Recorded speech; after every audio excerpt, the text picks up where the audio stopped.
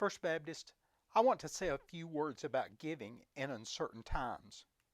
We're entering a new experience in the life of every American. This coronavirus has caused us not to meet in our normal routines. Schools are closing, sports are canceled, grocery store shelves are bare, beaches are closed, even restaurants are serving drive-through only. This would have been an unbelievable movie or a best-selling fiction book just a week ago. However, it goes to show just how fragile our world has become.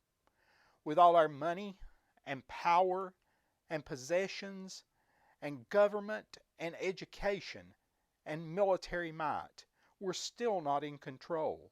Rather, God has been in control, God is in control, and God will be in control. As the song says, you are God alone. From before time began, you were on your throne. You are God alone. And right now, in the good times and bad, you are on your throne and you are God alone. If you're married, you promise to be faithful in good times and bad.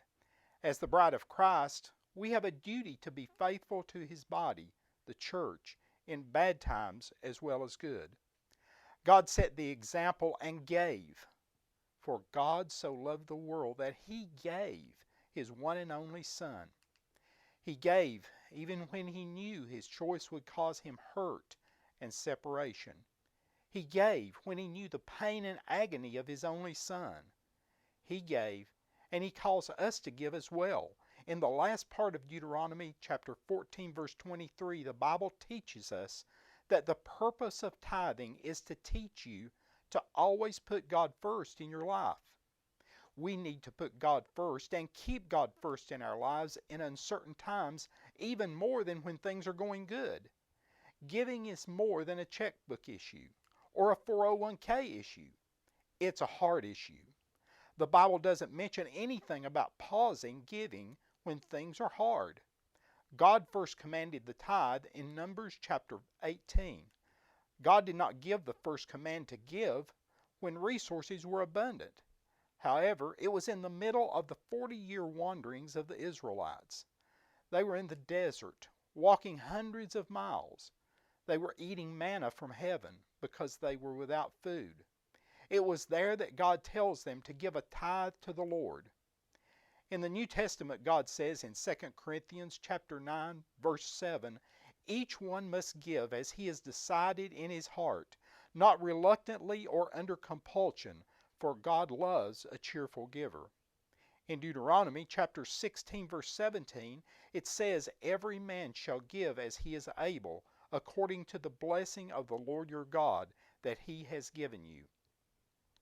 During this uncertain time, we ask that you would continue to give as God lays on your heart and as you are able.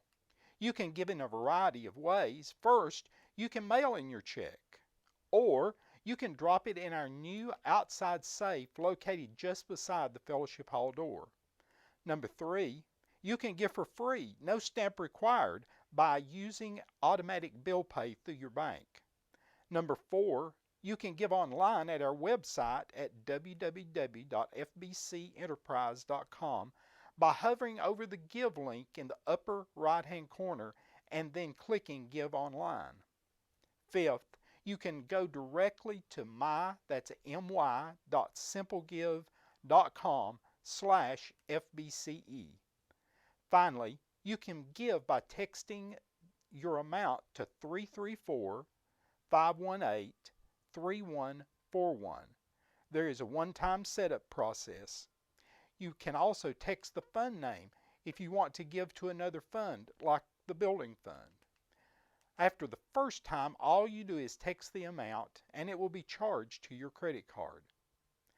Brothers and sisters, even as we're not meeting together in person, be assured that your ministers and staff are hard at work coming up with new ways for you to be active participants in the church. We're busy coming up with ways for you to dispel any fear, grow in the Lord, connect with other believers, and serve your neighbors. We want you to be active and involved.